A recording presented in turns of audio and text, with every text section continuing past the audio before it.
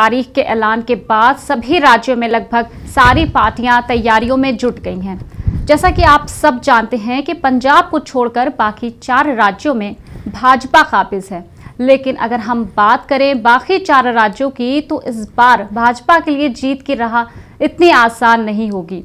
वहीं इस बार उत्तर प्रदेश में भाजपा का सीधा मुकाबला समाजवादी पार्टी से है, लेकिन अगर हम देखें तो भाजपा के पास पंजाब में खोने के लिए कुछ भी नहीं। लेकिन इस बार सबसे ज्यादा दिलचस्प चुनाव उत्तर प्रदेश में होने वाला है, जहां 2017 में भाजपा ने उत्तर प्रदेश में प्रचंड बहुमत से अपनी सरकार बनाई थी। वहीं 2022 में भाजपा को जीत दिलाने के लिए पीएम मोदी समेत पार्टी के कई बड़े नेता का आना जाना जारी था, क्योंकि पार्टी के नेताओं का मानना है कि अगर 2022 उत्तर प्रदेश के चुनाव में भाजपा जीत हासिल करती है तभी वो 2024 में केंद्र में सरकार बनाने में सफल हो पाएगी। भाजपा सूत्रों का कहना है कि निषाद समाज का यूपी में लगभग 100 सीटों पर 10,000 से 70,000 तक वोट है, इसलिए भाजपा ने संजय निषाद की पार्टी के साथ गठबंधन किया। इसके अलावा भाजपा की रणनीति में केंद्र और राज्य सरकार की योजनाओं का लाभ गरीबों तथा किसानों को पहुंचाना गरीब कल्याण के एजेंडे पर काम कर रही है। वहीं अगर हम उत्तराखंड का इतिहास देखें तो यहाँ कोई भी पार्टी 2 बार सत्ता में आने में सफल नहीं हुई, इसलिए भाजपा ने सत्ता विरोधी लहर को शांत करने के लिए 3 बार मुख्यमंत्री बदल डाले। अगर हम भाजपा सूत्रों के माने तो पार्टी पीएम मोदी के चेहरे को आगे लाकर चुनाव में जीत हासिल करना चाहती है। वहीं 2017 विधानसभा चुनाव से ठीक पहले कांग्रेस से खेमा बदलकर भाजपा में शामिल होने वाले ज्यादातर नेता घर वापसी नहीं कर रहे, और ये ही भाजपा के केंद्रीय नेतृत्व के लिए संतोष की बात है।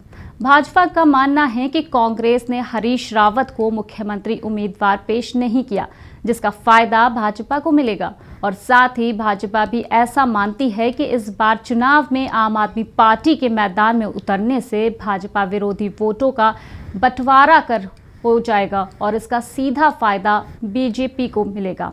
इस बार चुनाव में पंजाब के सभी पार्टियों का समीकरण बदलता हुआ है।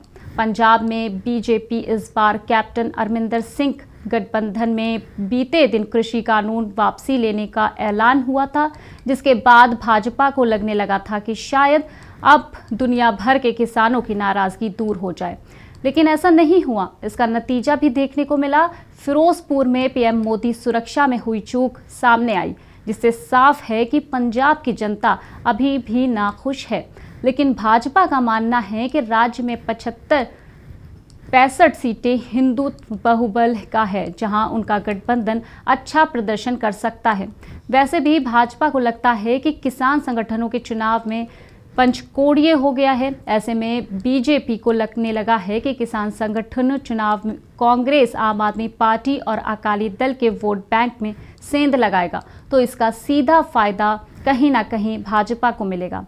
इसलिए भाजपा, अगर बात करें हम मणिपुर की, तो भाजपा अपने गठबंधन के सहयोगी की सख्त सत्ता पर वापसी करना चाहती है, जिसके लिए उसने अपने सहयोगी पार्टी चुनाव जीतने वाले नेताओं को पार्टी में शामिल करने में कोई सोच विचार नहीं कर रही। मणिपुर में बीते 2 सालों में मुक्त विपक्षी पार्टी प्रदेश अध्यक्ष समेत कई बड़े नेता भाजपा में शामिल हुए, जहां भाजपा में मौजूदा मुख्यमंत्री एन वीरेंद्र सिंह की उगाही में चुनाव लड़ने का फैसला किया।